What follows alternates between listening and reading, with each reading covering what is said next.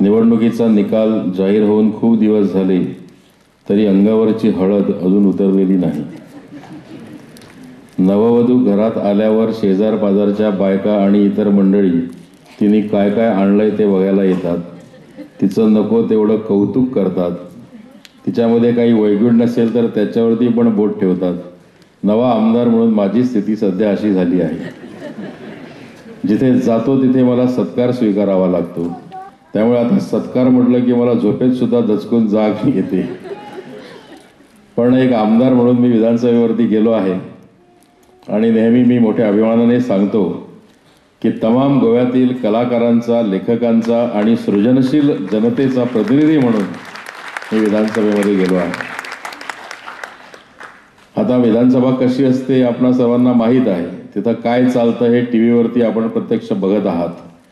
पण तरीही मला आशा आहे की जे काही गुण परमेश्वराने माझ्याकडे दिलेले आहेत त्या गुणांचा पूर्ण वापर गोव्याच्या हितासाठी, गोमंतकीय जनतेच्या हितासाठी मी करीन आणि आमदारकीची जी जबाबदारी मला गोमंतकीय जनतेनं सोपवलेली आहे ती पूर्ण पाडण्याचा मी प्रामाणिकपणे प्रयत्न करीन।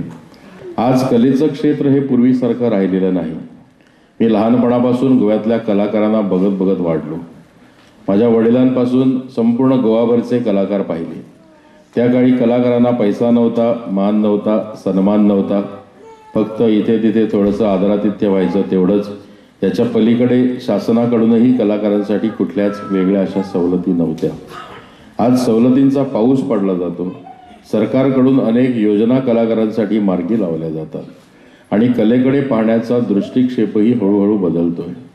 आज नुसती कला सादर करून भागत नाही, त्या कलेचं नीट व्यवस्थापन व्हावं लागतं। It has to be organised well. Corporate पद्धतीनं तिचं नियोजन करावं लागतं।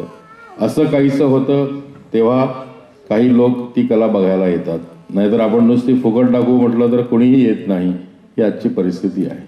त्यामुळे या संदर्भात सगळा एक विचार होण्याची गरज आहे। नवीन संवत्सर आलेला आहे आणि नवीन सरकार या नवीन संवत्सरामध्ये सत्तारूढ झालेलं आहे।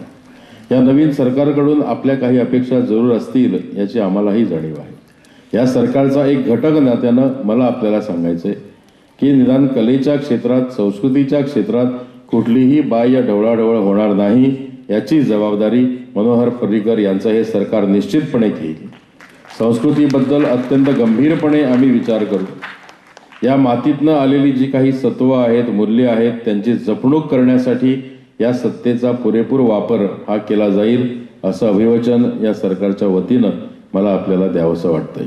माझा स्वभाव हा सर्वांना माहीत आहे। मी खूपदा रोखठोक बोलतो आणि स्पष्ट असेल ते सांगतो। त्यामुळे पर्रीकर यांच्या सत्तारूढ पक्षात जरी आम्ही असलो तरी मला खरं वाटेल ते सोडण्याचा अधिकार मी स्वतःकडे राखून ठेवलेला आहे। जेव्हा सरकारकडून काही चूक होते असं वाटत असेल तेव्हाही निर्भीडपणे आणि निपक्षपातीपणे उठून आपण चुकतो आहोत असं सांगण्याचं धाडस मी तरी नक्की करीन, एवढे याच्याबद्दल आपण नक्की खात्री बाळगा।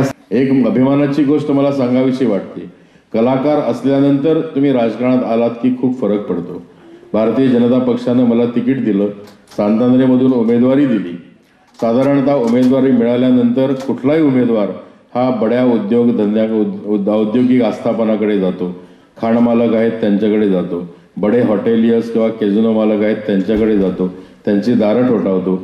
मी निवडणुकीला उभा राहिलोय, मला थोडी मदत करा असंही सांगतो। मला अभिमानानं सांगावं असं वाटतं ही संपूर्ण निवडणूक कुठलाही हॉटेल मालक, कुठलाही खाण मालक, कुठलाही बडा उद्योजक अथवा कुठलीही बडी बिझनेस फॅमिली यांच्याकडे मी गेलेलो नाही आणि एक पैसाही मी त्यांच्याकडून या निवडणुकीसाठी घेतलेला नाही।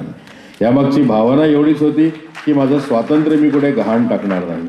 उद्या विधानसभेत राहून मला कधी त्यांच्याविरुद्ध बोलावं लागलं, कधी लोकांच्यासाठी भांडावं लागलं तर तो भांडण्याचा, बोलण्याचा अधिकार हा माझ्याकडे असला पाहिजे, एवढीच माझी प्रामाणिक भावना त्यामागची आहे। आपण सर्वांनी या भावनेला पाठिंबा द्यावा आणि आमदार म्हणून कार्य करण्यासाठी मला बळ द्यावं। हा सत्कार आयोजित केल्याबद्दल मी मनपूर्वक स्वस्तिकचे आभार मानतो। कला अकादमीतही याच्या पुढे काही चांगल्या गोष्टी घडतील याची ग्वाही मी तुम्हाला देतो। कला अकादमी ही खऱ्या अर्थाने लोकांची बनेल, सर्वसामान्य लोकांना ती आपलीशी वाटेल आणि कला अकादमीमध्ये येणारा प्रत्येक माणूस हा केवळ प्रेक्षकाचा नव्हे तर राजाच्या थाटात या कला अकादमीमध्ये प्रवेश करेल एवढं वातावरण तरी या अकादमीत निश्चित होईल